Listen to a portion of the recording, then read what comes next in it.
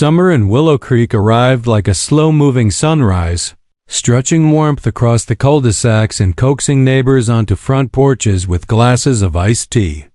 For most residents, the start of grilling season was as reliable as the cicadas.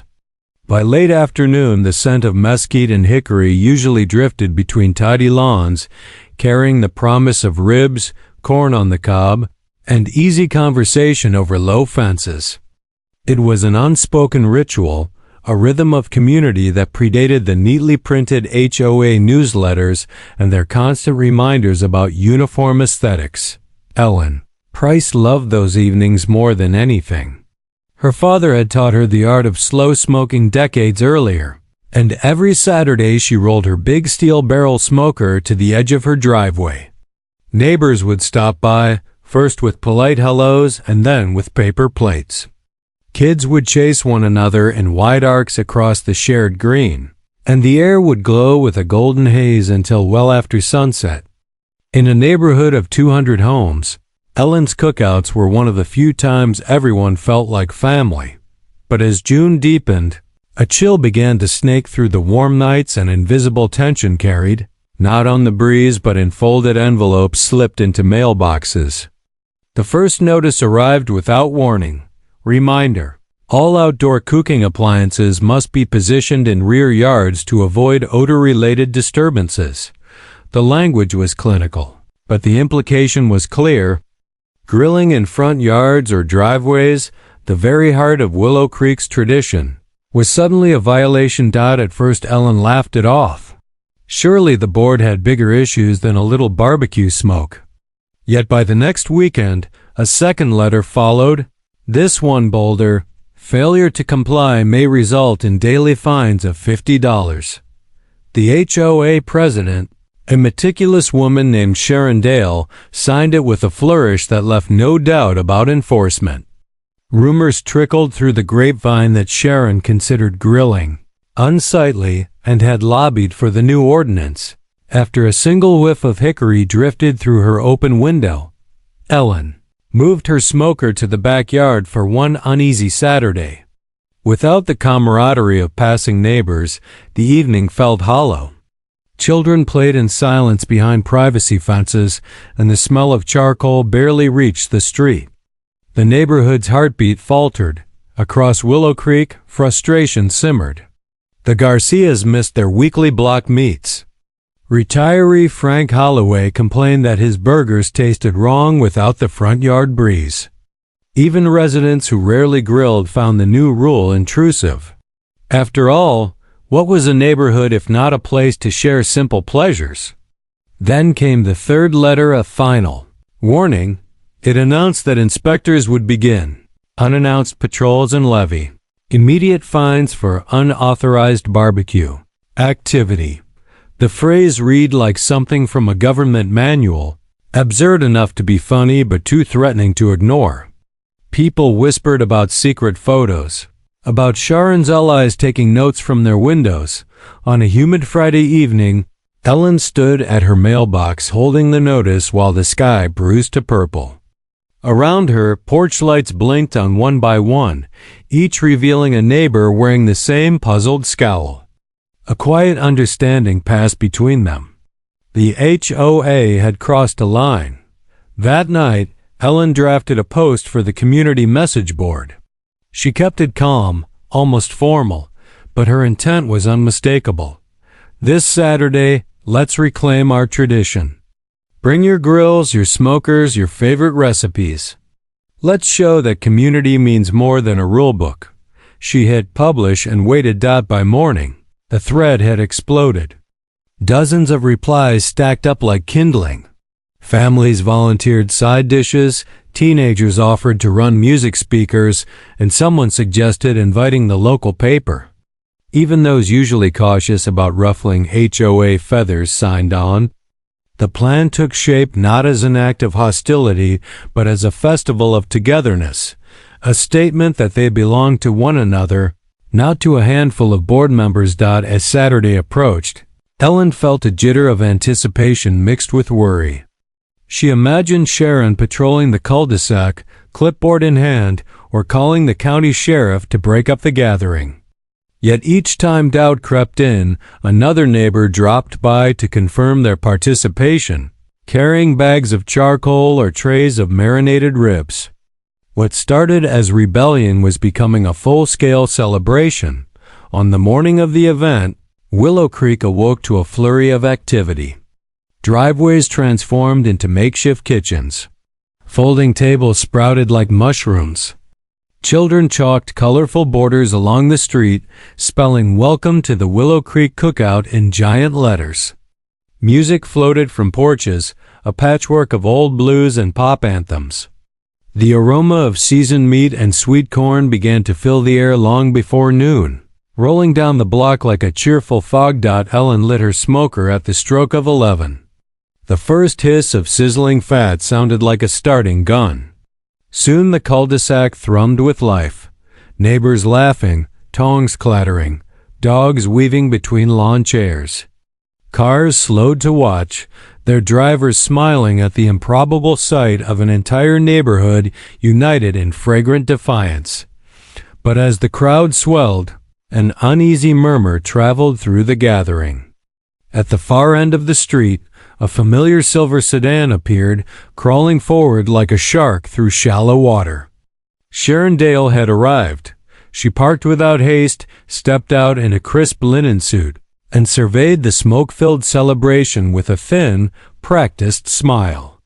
Clipboard in hand, she began walking toward Ellen's driveway, each click of her heels slicing through the music. Conversations faltered, spatulas paused mid-flip. Ellen felt the weight of 100 eyes settle on her. The sizzle of ribs seemed suddenly deafening. Sharon's approach was slow but deliberate, a storm gathering beneath the summer sun. The cookout was only just beginning, but the real confrontation, the moment that would decide whether Willow Creek's spirit endured, was about to ignite. By the next morning, the shock of the new regulation had settled into a low, steady burn. What the board had dismissed as a simple odor ordinance now felt to many like an assault on the essence of summer itself. The smell of smoke and spice had always been part of Willow Creek's rhythm weekend afternoons, marked by the hiss of grills and the easy drift of conversation across adjoining yards. To remove that was to erase a tradition older than the neighborhood's manicured lawns. As homeowners sipped their coffee behind drawn curtains, an invisible web of communication began to weave across the streets. Text chains lit up with brief messages, each one carrying the same mix of disbelief and quiet anger. Social media groups, long dormant except for lost cat posts and yard sale notices, erupted with photos of favorite backyard smokers and memories of block parties past. The collective pulse quickened as neighbors realized they were not alone in their frustration. By noon, a subtle energy pulsed through the cul-de-sacs. Lawnmowers hummed not out of necessity, but as a pretext for conversation. People lingered near mailboxes, voices low, eyes bright with the spark of shared defiance. It was not the loud outrage of protesters, but something quieter, more deliberate, a decision forming beneath the calm surface of suburban order. Ellen, whose driveway had hosted countless summer gatherings, became an unintentional focal point. Her reputation for perfectly smoked brisket gave her words weight when she suggested, in a late-night post, that the community respond not with arguments or petitions, but with the very thing the board sought to forbid. "One big cookout," she typed, "everyone at once? If they want to ban the smell, let's fill the sky with it." The message was short, but within minutes, the neighborhood chat overflowed with approvals and offers of help. Plans unfolded with surprising speed. Residents who rarely spoke beyond polite greetings now exchanged strategies as though they had trained for this moment. Someone mapped out which streets could be lined with folding tables. Another offered a spare generator for lights and music. Retired neighbors volunteered their front yards for overflow grills. Even those who seldom cooked outdoors pledged to borrow equipment or simply bring desserts. The idea was no longer Ellen's. It belonged to everyone. As the sun dipped behind the rooftops, The quiet suburb carried a new tension, half electric anticipation and half cautious dread. People understood the stakes. The HOA had legal language on its side and a history of issuing fines for far less. Yet fear gave way to a strange exhilaration. The thought of neighbors standing together, of reclaiming their block not with shouting, but with smoke and flavor, ignited a pride that no rulebook could extinguish. That evening a soft breeze drifted through the streets, carrying the faint sense of marinated meat and wood chips as residents prepared in secret. Coolers were filled, spice rubs mixed, and old charcoal bags dusted off. Porch lights flickered like quiet signals of alliance. Children sensed the shift and whispered about the big grill day, their excitement mirroring the determination of their parents. Meanwhile, the board remained confident in its decree. Letters had gone out with stern reminders of fines and necessary compliance. A few members even walked the neighborhood, noting the usual tranquility and mistaking it for acceptance. They could not hear the low hum of planning that threaded beneath the silence. Night deepened, and with it came the subtle sounds of readiness, metal lids clinking as smokers were assembled, coolers thudding closed, music playlists queued for the morning. Willow Creek, usually defined by predictable routines, now beat with the rhythm of quiet rebellion. When dawn arrived, the neighborhood would face a choice: to bow to the ordinance or to light the first coals of a protest unlike anything the board had anticipated. The air itself seemed to hold its breath, waiting for the moment when smoke and solidarity would rise together. Morning broke with a slow, golden light that slipped over the rooftops and spilled across driveways still slick with dew. The neighborhood seemed outwardly calm, but beneath the surface an extraordinary choreography unfolded. Garage doors rose like stage curtains, revealing a quiet army of homeowners readying their grills. Metal lids clanged softly, briquettes rattled into chimneys, and the sharp scent of mesquite drifted into the cool air long before the first flame sparked. Each household worked with practiced precision. Families who had never exchanged more than a polite wave now moved with silent coordination, as if years of casual proximity had prepared them for this single morning of unity. Foldable tables appeared at the edges of lawns, laden with marinated meats, seasoned vegetables, and pies wrapped in foil. Extension cords snaked across the grass toward borrowed generators. Coolers brimmed with ice, and bright canopies unfolded like banners of defiance. The first wisp of smoke curled skyward from a corner lot just after 8. It lifted lazily, a slender ribbon against the pale blue, and drifted toward the center of the subdivision where it caught a light breeze and spread. Another column followed from a house across the street, then another and another, until the quiet cul-de-sac wore a silver veil of rising aroma. By mid-morning, the neighborhood smelled like a festival: ground sweet hickory, tangy citrus marinades, and the faint spice of rubbed paprika blending into an irresistible haze. Children pedaled between yards like joyful couriers, delivering last-minute spices and spare tongs. Elderly neighbors who had watched the early preparations from porch swings now stepped down to join the effort, carrying crockpots and recipe cards. The cookout was no longer a plan. It was a living, breathing event, expanding with every passing minute. Inside the HOA office at the clubhouse, the first reports arrived as sharp interruptions to the board's Saturday routine. A groundskeeper phoned about unusual activity. A security contractor sent a brief text describing multiple simultaneous grilling setups. Board members, confident in the strength of their new rule, assumed the warnings were isolated incidents. But when they finally stepped outside, the full scope of the rebellion confronted them like a wall of scent and sound. By late morning, the air itself seemed to shimmer with heat and purpose. Smoke mingled with laughter and the rhythmic clatter of utensils against grill grates. Music drifted from portable speakers, old rock anthems, country ballads, summer pop hits, all layering into a soundtrack of cheerful defiance. The smell of barbecue carried far beyond Willow Creek's entrance, pulling curious drivers to slow their cars and crane their necks for a glimpse of the unexpected. Carnival board members fanned through the streets with clipboards and stern expressions, but their presence only fueled the atmosphere. Homeowners greeted them with polite nods, never pausing in their work. Every grill lid that lifted, every plume of aromatic smoke that rose, was an unspoken answer to the HOA's warnings.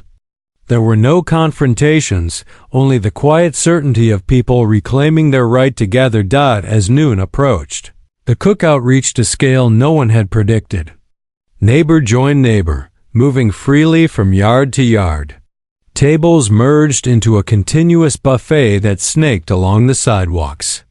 Someone set up a long row of desserts on the community green, transforming the manicured space into a communal banquet hall. Children staged impromptu games of tag through the haze, while adults swapped spice blends and secret recipes. What began as resistance was becoming celebration. The news of the spectacle traveled quickly. A delivery driver posted a photo of the smoke-shrouded neighborhood to social media with the caption, "Whole block smells like heaven." Within an hour, local journalists retweeted the image, intrigued by whispers of a barbecue protest. A community blogger arrived first, camera slung across his shoulder, capturing wide shots of packed sidewalks and sizzling grills. Residents waved him over, offering samples and recounting the story of the rule that had sparked the feast. By mid-afternoon, a local news van rolled slowly through the entrance, its antenna rising like a curious periscope. A reporter stepped out, microphone in hand, and began gathering interviews. Cameras panned across tables heavy with food and faces bright with smoke and sun. The scent of seared meat and the easy camaraderie of the crowd created images too vibrant to ignore. Footage of the unexpected festival began streaming live to evening newscasts before the first burgers were even off the grill. The board's attempts to regain control faltered. Citations prepared for individual violators suddenly felt absurd in the face of near-universal participation. To fine one homeowner meant fining nearly everyone. The spectacle had moved beyond paperwork. It had become a story of community that no legal clause could smother. Even residents who had initially stayed on the sidelines were drawn in by the aroma and the energy, contributing side dishes or simply lending their applause. As dusk approached, the golden light of late summer wrapped the neighborhood in a warm glow. Strings of lanterns flickered to life, casting soft circles over tables crowded with half-empty platters and shared bottles of sauce. Conversations deepened, laughter rolled like gentle thunder, and the smoke hung low and fragrant above the lawns. What had begun as a single day's defiance now felt like the rebirth of something larger, a community discovering its own voice. When the last embers of charcoal dimmed and the music softened, a new awareness settled over Willow Creek. The residents had not merely resisted a rule. They had rewritten the story of their neighborhood. The cookout was more than a protest. It was proof of unity. A demonstration of collective will powerful enough to challenge authority without a single shouted word. Yet the night's victory was only the beginning. The board, embarrassed and cornered, would not retreat quietly. Behind closed doors they would regroup, searching for ways to reassert control. And the neighbors, emboldened by the day's triumph, would be ready. Night settled over Willow Creek with the lingering warmth of charcoal and laughter still clinging to the air. Long after the last guest drifted home, a faint haze of mesquite smoke hung above the quiet streets, like a banner of quiet victory. Yet, inside the clubhouse at the edge of the neighborhood, the atmosphere was anything but celebratory. The HOA board had gathered in a hastily called emergency meeting, the kind of late evening session usually reserved for storm damage or broken water mains. The cookout had embarrassed them in a way no minor infraction ever could. By sundown, Photos of packed sidewalks and sizzling grills had spread across social media. Local news segments framed the event as a community uprising, praising residents for standing together. The board members, once confident enforcers of rules, now sat beneath fluorescent lights and the quiet hum of an air conditioner, their faces tight with frustration. They replayed the day's footage on a muted television in the corner. Children chasing each other through smoky streets, families gathered around glowing coals, neighbors cheering as camera crews rolled past. Every image sharpened a sense of losing control. Their odor ordinance, once a tidy paragraph of legalese, now seemed absurd against the spectacle of unity outside their own windows. The president tapped a stack of violation notices with mounting irritation. Each sheet carried the authority of fines and formal warnings, but the thought of issuing them to nearly every homeowner in the subdivision bordered on farce. Enforcement would mean antagonizing the entire community at once, a prospect that even the most hardline members hesitated to embrace. Yet surrender felt equally unthinkable. To allow such a blatant challenge to stand would unravel years of carefully maintained authority. Across the neighborhood, while the board debated in circles, residents quietly dismantled tables and packed away chairs. Coolers clinked shut, folding tents collapsed into tidy bundles, and ash-dusted grills cooled in the night air. A few stragglers lingered on driveways, savoring the sweet smoke that still curled faintly upward. They spoke in low voices about the day's success and wondered what retaliation might follow, but the mood remained buoyant. For the first time in years, Willow Creek felt less like a collection of private yards and more like a single, breathing community. By midnight, the clubhouse lights still burned, casting long rectangles across the manicured lawn. Inside, tempers flared and cooled in cycles. Some members demanded immediate fines. Others cautioned that punishing a united neighborhood could spiral into lawsuits or worse public relations disasters. The scent of smoke that had wafted through the windows earlier seemed to taunt them, a reminder that their authority ended at the clubhouse door. Next morning, the neighborhood awoke to a subdued but unmistakable tension. Cars rolled slowly down streets still scented faintly of last night's feast. Neighbors exchanged knowing nods as they collected newspapers now carrying headlines about the Great Willow Creek Cookout protest.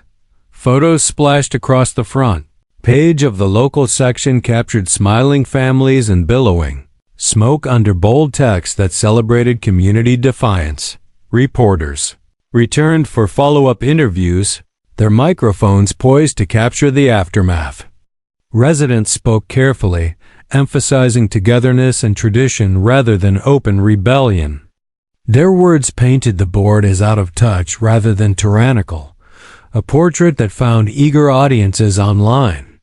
Comments flooded the station's social feeds, cheering the neighborhood spirit and ridiculing the rule that tried to ban the scent of barbecue. The board convened again that afternoon, this time facing the pressure of public opinion. Emails poured in from outside the community. Strangers who had never set foot in Willow Creek now questioned the wisdom of policing the smell of grilled food. Even regional outlets began calling, sensing a human interest story with national appeal. The HOS inbox, once a quiet repository for maintenance requests and landscaping complaints, had become a digital battlefield of criticism. Yet, despite the growing chorus of support for the residents, the board hesitated to retreat. They combed through bylaws and zoning codes, searching for any leverage to reassert their authority. They discussed new fines, amended regulations, even the possibility of involving municipal authorities, under claims of public nuisance. Each proposal faltered against the reality of an entire neighborhood willing to stand together. As the day wore on, subtle signs of preparation appeared once more across the subdivision. Without formal planning, neighbors began discussing another gathering, this time not a covert protest but a public celebration of their unity. Text messages suggested a weekend victory picnic, complete with live music and charity fundraising. The idea spread like sparks on dry grass, igniting fresh excitement and reinforcing the message that the community would not be cowed. By dusk, the board members watched from their clubhouse windows as small groups of residents walked the streets, greeting each other with the easy familiarity of old friends. Children rode bicycles in loose packs, their laughter carrying over the neatly trimmed hedges.